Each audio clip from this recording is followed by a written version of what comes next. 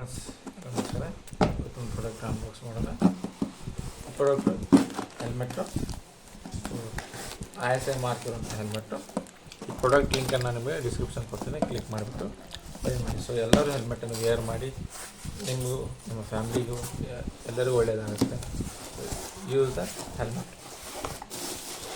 So packing ಏನು solid ಇಲ್ಲ. So side ಇಡೋಣ.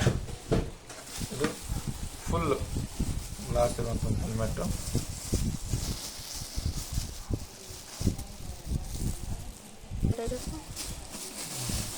ಸೊ ಇದು ಫುಲ್ ಇರುವಂಥ ಫುಲ್ಲಿ ಕವರ್ ಆದಂಥ ಒಂದು ಹೆಲ್ಮೆಟ್ಟು.